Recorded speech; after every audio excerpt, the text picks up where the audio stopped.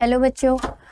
तो जैसा कि हमारा क्लास 9 का सीरीज़ कंटिन्यू है, जिसमें कि हम लोग क्या स्टार्ट किए हैं, टॉप 30 मोस्ट इम्पॉर्टेंट एमसीक्यूज़, जो कि आपके चैप्टर के कॉन्सेप्ट को भी क्लियर कर रहे हैं। एंड अगर आपने चैप्टर को अच्छे से नहीं पढ़ा है तो इस एमसीक्यूज़ को सॉल्व करके इस बेसिस पे भी आप अपने जो कॉन्सेप्ट है उसको क्लियर कर सकते हैं। एंड ये आपके लिए बहुत ही इंपॉर्टेंट है, जिससे कि आपको बहुत ही इजी होगा। एंड ऐसे क्वेश्चंस आपको अगर एग्जाम्स में मिलते हैं तो आप इस बेसिस पे बहुत ही इजीली सॉल्व कर लेंगे। तो आइए स्टार्ट करते हैं। ऑलरेडी हम लोगों ने cell the unit of life and tissue को सक्सेसफुली कंप्लीट किया। अब जो हमारा नेक्स्ट टॉपिक है वो है इम्प्रूवमेंट इन फूड रिसोर्सेज, जिसमें कि आपको 30 क्वेश्चंस मिलेंगे ऐसे जो कि आपके लिए बहुत ही हेल्पफुल होंगे। तो सबसे पहले क्या रूल है कि क्वेश्चंस को अच्छे से रीड करते हैं, देन क्या करते हैं, ऑप्शंस को अच्छे से चेक करते हैं, फिर क्या करते हैं, किसी भी ऑप्शन का हम करेक्ट आंसर टिक करते हैं। तो इसी सीरीज में स्टार्ट करते हैं questions number 1। Which of the following is not a macronutrient. ध्यान देंगे कि क्वेश्चन में क्या पूछा है, माइक्रो या मैक्रोन्यूट्रिएंट। मैक्रोन्यूट्रिएंट यानी कि जो इसेंशियल हो प्लांट के लिए। तो इसमें से कौन सा ऐसा है फॉलोइंग लिस्ट में कि प्लांट्स के लिए मैक्रोन्यूट्रिएंट नहीं है, इसेंशियल न्यूट्रिएंट नहीं है। तो देखो, नाइट्रोजन, फॉस्फोरस, पोटेशियम, ये सब तो आपको पता है कि बहुत ही ज़्यादा इसेंशियल है प्लांट के ग्रोथ के लिए। तो option C will be the correct answer for here. इस ऑप्शन के लिए क्या है, ऑप्शन सी ही करेक्ट होगा। तो ये जो मैंने टिक किया है हटा दूँ, नहीं तो आप कंफ्यूज हो जाएंगे। तो यहाँ पे जो करेक्ट आंसर होने वाला है वो क्या है बच्चों, ऑप्शन सी। आयरन क्या है, मैक्रोन्यूट्रिएंट नहीं है, किसके लिए, प्लांट्स के लिए। नेक्स्ट क्वेश्चन की तरफ बढ़ते हैं। द प्रैक्टिस ऑफ ग्रोइंग 2 और more crop simultaneously on the same field is in definite pattern. जैसे कि क्या होता है कि जो क्रॉप्स हैं, कुछ 1-2 क्रॉप्स को क्या कर रहे हैं, एक साथ हम उगा दे रहे हैं, लेकिन एक डिफिनिट पैटर्न में। अब अगर यहाँ डिफिनिट पैटर्न आ जाता है, अगर ऐसे ही हम बस कोई भी 2 बीज उठा के ऐसे छिड़क देते खेत में, तब तो वो क्या हो जाता है, मिक्स्ड क्रॉप हो जाता है। लेकिन अगर हम कोई पैटर्न, एक डिफिनिट पैटर्न में कर रहे हैं किसी क्रॉपिंग को, तो इसको क्या बोल दिया जाता है, इंटर क्रॉपिंग। क्या बोल दिया जाता है, इंटर क्रॉपिंग। तो ऑप्शन सी आपका क्या होगा, correct answer. Next question, which crop combination is most suitable for inter cropping. Inter cropping के लिए कौन सा क्रॉप क्या होता है, बहुत ही मोस्ट सुटेबल होता है। तो आपको मैंने बताया कि किसी भी सीरियल्स प्लांट के साथ हम लोग कौन से प्लांट्स को लगाते हैं भाई, लेग्यूमिनस प्लांट्स को। क्यों, लेग्यूमिनस प्लांट्स क्या होते हैं कि नाइट्रोजन की भी फिक्सेशन साथ साथ करते हैं। तो सॉइल क्या होता है, नाइट्रोजन रिच रहता है। तो लेग्यूमिनस प्लांट्स कौन सा होता है, जितने भी ये लेंटिल्स वाले प्लांट्स होते हैं वो। तो यहाँ पे सबसे ज्यादा वीट सीरियल्स को एक साथ नहीं लगाते हैं, मेज एंड पोटैटो नहीं, राइस एंड शुगरकेन नहीं। तो सही आंसर्स क्या होते हैं, वीट एंड मस्टर्ड। ठीक है। नेक्स्ट क्वेश्चन, खरीफ क्रॉप और ग्रोन ड्यूरिंग। खरीफ क्रॉप आपको बताया गया है किस टाइप का क्रॉप है भाई, रेनी सीजन क्रॉप है। एंड इनमें क्या कौन कौन से क्रॉप उगाए जाते हैं, जैसे पैडी वगैरह, कॉटन वगैरह। तो ये कौन सा टाइम है इसका भाई, तो July to October is the correct answer. Next question, which of the following disease is caused by virus. Viral disease इसमें से कौन सा है, rust of wheat, smut of barley and blight of potato. तो ये सब आपके वायरल डिजीज नहीं है, वायरल डिजीज है आपका mosaic disease. Option C will be the correct answer. ऐसा तो नहीं कि सारे क्वेश्चंस के आंसर सी ही है, ऐसी गलती मत करना, क्वेश्चंस को ध्यान से पढ़ना। The deficiency of which nutrient cause yellowing of leaves starting from the tip. किस न्यूट्रिएंट्स की डिफिशियंसी से जो टिप है लीफ के वो येलो होने लगते हैं, तो वो डिफिशियंसी होती है नाइट्रोजन की। नाइट्रोजन की कमी से जो लीफ होंगे वो टिप से स्टार्ट होने लगते हैं, येलोइश होने लगते हैं। तो हम समझ जाते हैं कि इसमें किस चीज की कमी है, नाइट्रोजन की। तो option 1 will be the correct answer. Which of the following improve soil fertility naturally. अच्छा, सॉइल की जो फर्टिलिटी नेचुरली इंक्रीज होती है, किसकी वजह से रिलीज होती है, क्या केमिकल फर्टिलाइजर्स की वजह से, नहीं, वो तो नेचुरल है ही नहीं। पेस्टिसाइड्स एंड फंजीसाइड्स ये भी क्या है, इंडस्ट्रियल फॉर्मेशन होती है, इसकी भी केमिकली बनाए जाते हैं। तो मैन्योर क्या है आपका, नेचुरल फर्टिलाइजर है, इसकी वजह से क्या होते हैं, सॉइल की फर्टिलिटी नेचुरली इंप्रूव होती है। तो option C will be the correct answer. The main objective of crop improvement is to. अच्छा, जितने भी आपको चीजें देंगे इसमें से क्रॉप इंप्रूवमेंट के लिए जो मेन ऑब्जेक्टिव है वो क्या है, मतलब क्रॉप इंप्रूवमेंट में क्या चीजें, क्या क्रॉप इंप्रूवमेंट सॉइल इरोजन को इंक्रीज करता है, या फिर रिड्यूस इरिगेशन, या फिर increase yield and quality, reduce crop diversity. तो सबसे पहली बात जो है, जो इम्प्रूवमेंट जो है ऑब्जेक्टिव, मेन ऑब्जेक्टिव क्या है क्रॉप को इम्प्रूव करने का, सॉइल इरोजन को बढ़ाना नहीं। इरिगेशन को कम करना नहीं, क्रॉप डाइवर्सिटी को कम करना नहीं, क्या है मेन ऑब्जेक्टिव उनका कि उसकी इल्ड, जो भी क्रॉप आप उगा रहे हैं उसका इल्ड और क्वालिटी, ये सारी चीजें क्या हो और अच्छी हो जाएं। तो यही मेन ऑब्जेक्टिव है क्रॉप इंप्रूवमेंट का। तो यहाँ फिर से option C will be the correct answer. चलो next question, which method help in developing crop varieties with desired trait. अच्छा, कौन से मेथड से आप क्या करते हैं, जो मर्जी चाहो, जिस तरीके की प्लांट्स को बनाना चाहो, हाइब्रिड बनाना चाहो या डिजायर ट्रेट, जो भी आप ट्रेट चाहो उस प्लांट में ला सकते हो।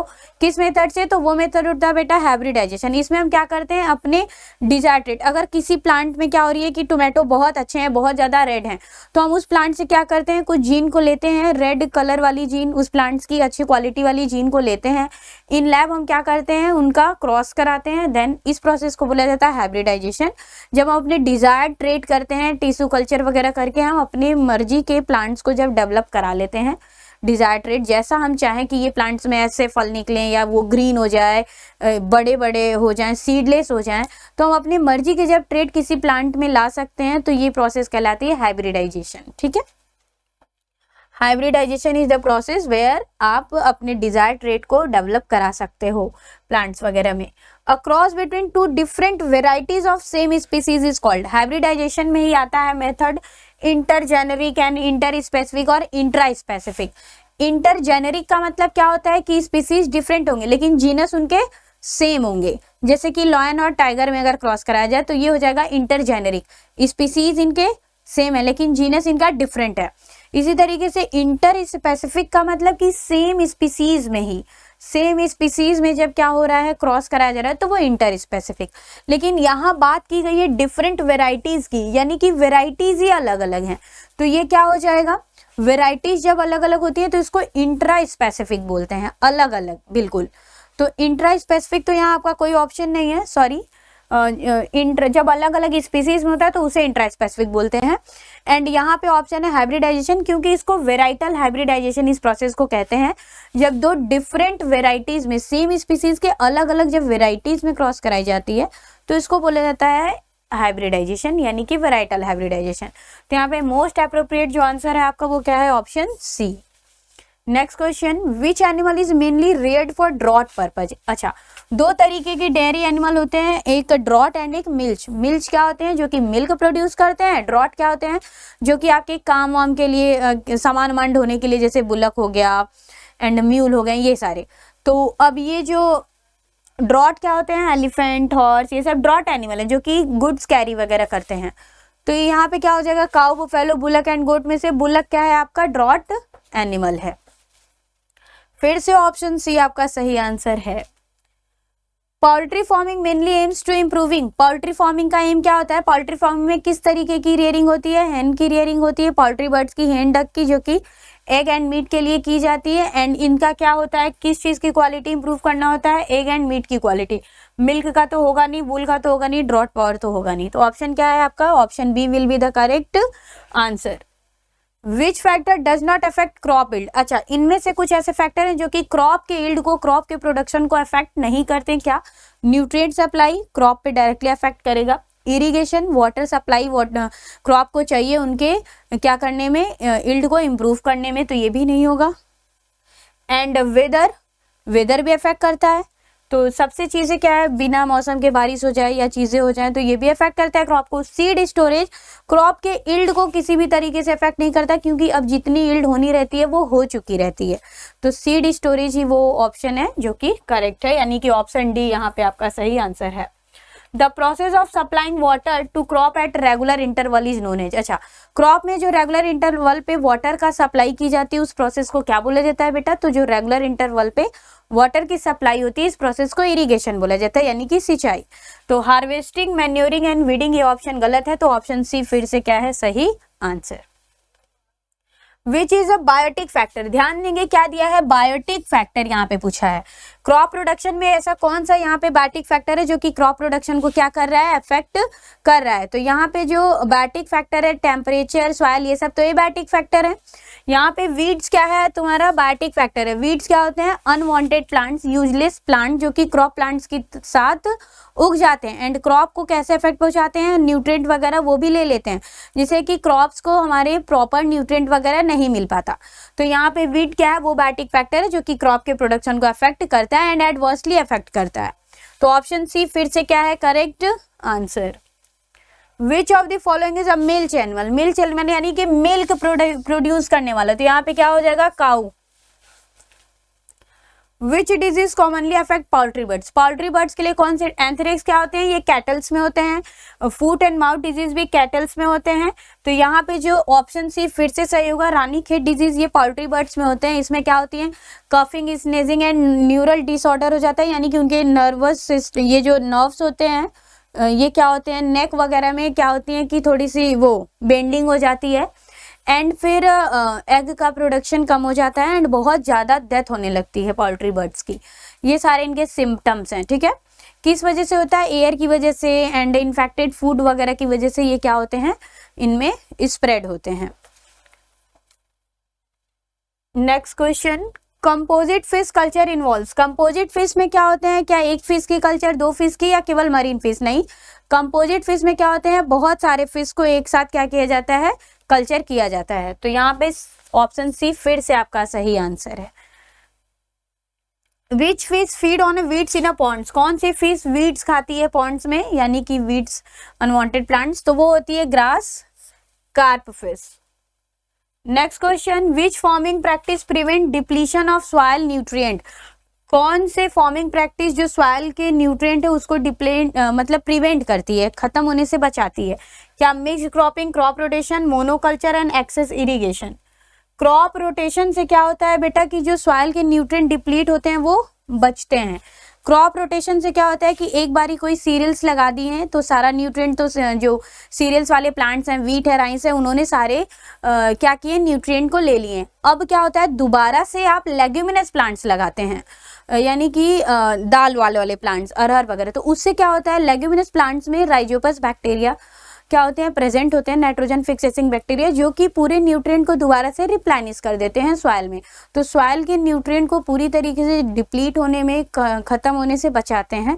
कौन से मेथड, क्रॉप रोटेशन, जिसमें कि एक बारी आप सीरियल्स वाले प्लांट्स लगा रहे हो तो दूसरी बारी लेग्यूमिनस प्लांट वगैरह लगाओ, जिससे कि सॉइल का न्यूट्रिएंट वापस से रिप्लेनिश हो जाए। Next question, which one is a rabi crop, rabi crop कौन सा है भाई, समर सीजन क्रॉप होते हैं रबी क्रॉप, जिसमें वीट वगैरह होते हैं। तो यहाँ पे राइस, मेज, कॉटन तो नहीं होगा, option C will be the correct answer, wheat. The main source of nitrogen for plant is, plant का जो मेन सोर्स है नाइट्रोजन का, प्लांट कहाँ से नाइट्रोजन लेते हैं बच्चों, तो प्लांट नाइट्रोजन लेते हैं सॉइल से, उनकी रूट एब्जॉर्ब करती है एंड वहीं से वो लेते हैं नाइट्रोजन। तो मेन सोर्स तो उनके लिए क्या है, सॉइल ही है।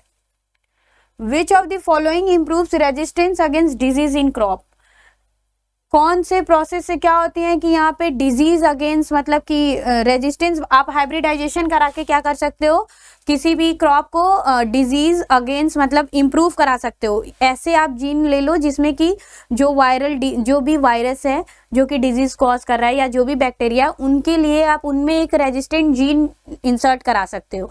ये कैसे आप करा सकते हो, हाइब्रिडाइजेशन की मेथड से अपने डिजायर्ड जीन को आप उस प्लांट में इंसर्ट करा सकते हो, जिससे कि वो डिजीज फ्री हो सके। तो यहाँ पे भी क्या ऑप्शन हो जाएगा आपका, hybridisation.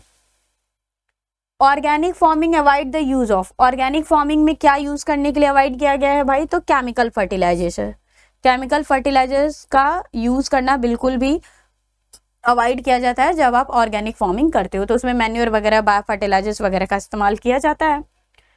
Which practice help in controlling pest without chemical, ऐसे कौन से प्रोसेस में पेस्ट को कंट्रोल किया जाता है लेकिन बिना केमिकल्स के यूज के, तो वीडिसाइड्स, इंसेक्टिसाइड, फंजीसाइड, ये सब क्या है, केमिकल्स हैं। तो यहाँ पे आपका ऑप्शन बी करेक्ट होगा, बायोलॉजिकल कंट्रोल, ठीक है, जिसमें कि मैनुअली आप चीजें रिमूव करोगे, ये हो गया बायोलॉजिकल कंट्रोल।